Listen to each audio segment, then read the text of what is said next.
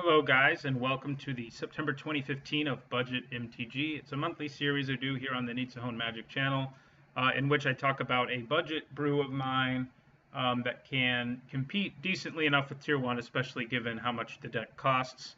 This deck costs under 11 tickets right now on Magic Online, and right now is early September. And It does pretty well against Tier 1. You'll see that in the videos that I have that will be part of this playlist. The deck is basically a Blue-White Skies deck, which is more of a limited archetype, but I think the printing of Thunderclap Wyvern sort of made it ripe for a deck like this to actually be pretty good, because there are now 3 Anthem effects that are good in a flying deck. So we have the Thunderclap Wyvern as one Anthem effect, a card you know I love if you've watched me draft Magic Origins at all. I often complain about not seeing them, or I don't think I've actually recorded a draft where I actually made a deck with them, unfortunately, but I have, and I've enjoyed it. But he's very good. 4 mana for a 2/3 flyer with flash, and he pumps all your guys. You can use him as a combat trick, especially against, this is a rogue deck, so your opponent isn't expecting that most of the time, and it can be a big problem. Paragon of Gathering Mists pumps all my blue creatures. All my flyers are blue. All my creatures are blue, so it pumps every creature in the deck, just like Thunderclap Wyvern does. And I also have 2 Spears of Heliod, which also pump every creature in the deck and have a useful secondary effect in the late game where it can kill creatures who hit me. So I'll go through all of the creatures, and then I'll look at the removal, and then we'll look at the sideboard, and I'll also show you on Magic MTGO Traders the cost of the deck. So anyway, we also have Fairy Miscreant, another new print from Magic Online. This deck really wants about 8 1-drop flyers. 12 might be good too, but unfortunately there aren't that many right now in Standard that aren't white also, and I don't wanted the Paragon to hit it, but 8 is good, especially with all these other low curve cards, and it can help me draw cards.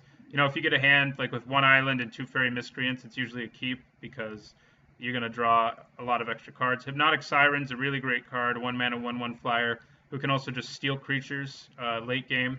Sometimes that's relevant. I've had it only be relevant about once so far, and I don't like 40 games with this deck or something. Valorous Stance, well, that's removal, but I guess I'll just talk about it now. It can make our guys indestructible to survive things, and it can also destroy the Siege Rhinos and things like that. Stratus Dancer is a card that gives this deck extra resilience that most aggro decks don't have against Languish and Anger of the Gods. If you can get this down early, like on turn 3, especially if your opponent doesn't have the mana yet for Languish. Like if you're on the play, you can play her on turn 3, and then have her ready to flip at any time on turn 4 to counter any big instant or sorcery spell, including Languish and Anger of the Gods. We also just have Vaporkin, who's a 2 mana 2/1 flyer who can't block creatures with flying. There's also Welkin Turn, which is the exact same card, but in Magic 2015. It may not be an elemental, but it's a 2 mana 2/1 with the same text box. And I also run Vanishing Light as removal, of course. I run 4 of them because it can hit anything, Elspeth, all those annoying things. I also run Silumgar Sorcerer, which is a great card as well. It's a 3 mana 2/1 with flash. You can kind of hang back and see what your opponent's going to do, like when you have Stratus Dancer face down, and you can counter their big Siege Rhino or whatever for the cost of a Hypnotic Siren or a Fairy Miscreant. And that's pretty great. And then we have Icefall Region as a curve topper. I cited out against faster matchups, but in grindier matchups, and in most matchups, mid-range matchups, it's pretty good, especially if your opponent finally manages to get their own flyer out there to stop the assault in the air, and you play Icefall Region and tap it down and just swing for the win. There's just not a lot of flyers played in Standard right now. If they are, they're all pretty high mana curve, so this deck does a pretty good job of getting damage in. Hangerback Walker's Thopter tokens are the only potential early game thing to worry about. And for the sideboard, we have 3 Revoke Existences to deal with Hangerback Walker. It's also good against the Constellation deck. It's also good against Hangerback Abzan because they run Courser of Krufix and the Hangerback Walker.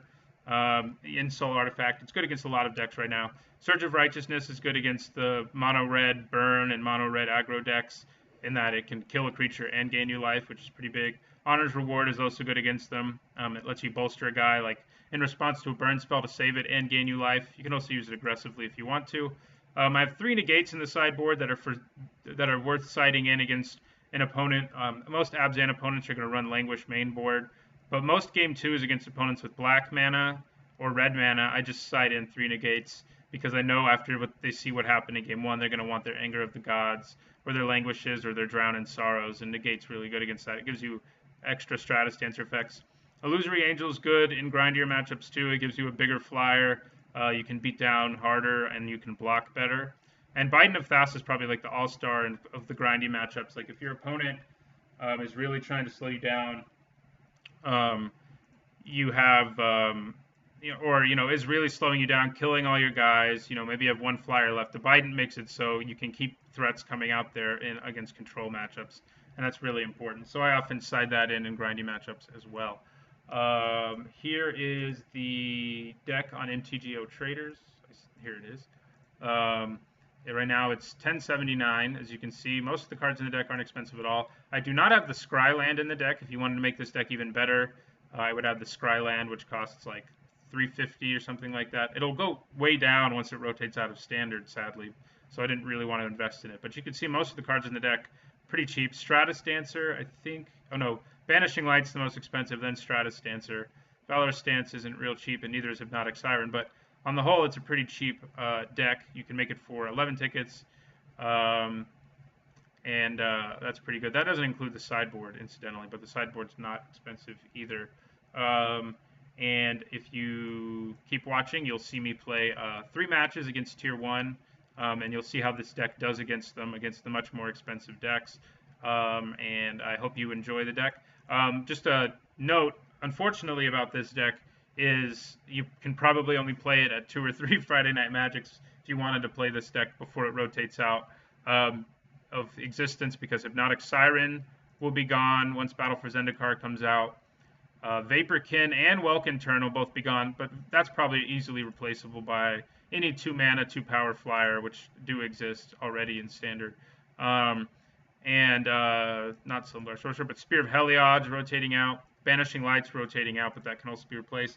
But the Paragon's rotating out too. So this deck's going to lose 2 of its Anthem effects, which I think are what make it really frightening right now, because your creatures, your flyers just get huge, and your opponent just dies incredibly quickly sometimes. And so those are all rotating out, unfortunately. So this deck, after the printing of Thunderclap Wyvern, barely had any time to exist, but it exists for now, and I'm hoping maybe something gets printed, some sort of Anthem effect gets printed in Battle for Zendikar that can make this deck continue to be a pretty good budget option for Standard tournaments. So anyway, thanks for watching. Don't forget to like, comment, and subscribe, and don't forget to watch the other videos of this deck playing matches against Tier 1. Thanks for watching.